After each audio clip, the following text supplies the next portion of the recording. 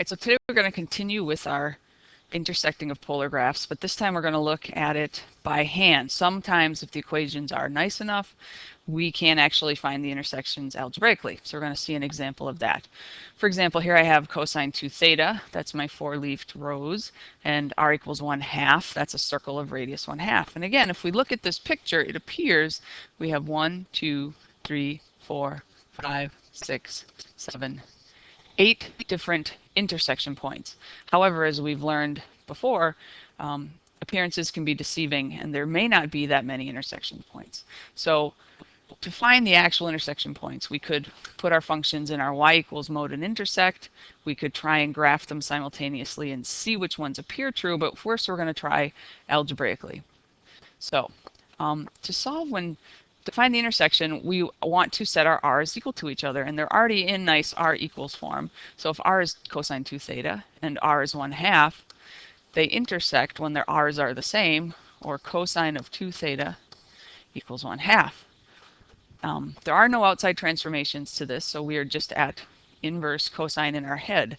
2 theta equals my angles where cosine is 1/2 are 60 and 300 if we are in degree mode. So that would be 2 theta is 60 degrees, or 2 theta is 300. And I could keep going because there are infinitely many possible answers. And remember, we would be adding any multiple of 360 that we wanted. So that's where 2 theta is, but I want to know what theta is. So I'm going to divide everything by 2, and I get 30 degrees and 150 degrees. And then I'm going to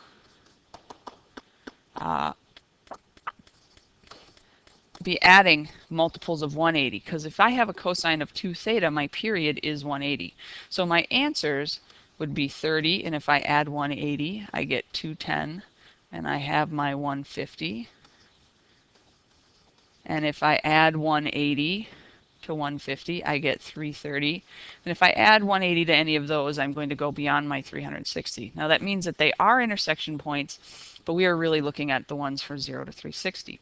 So let's see if this makes sense.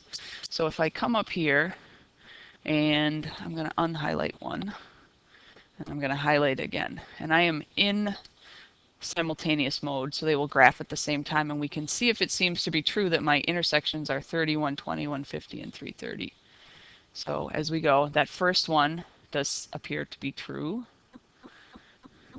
and that other one down low, and this one, there's 3,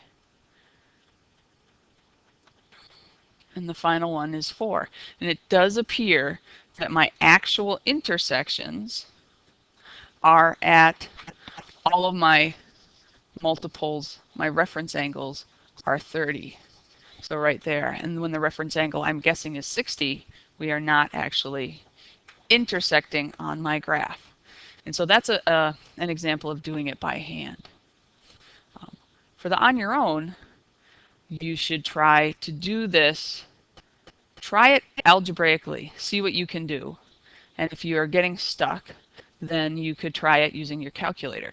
Or if you do it algebraically and you get your answers, why don't you check your work using your calculator and see what you come up with. And then tomorrow in class, we'll go over some more problems of finding the intersection of polar graphs.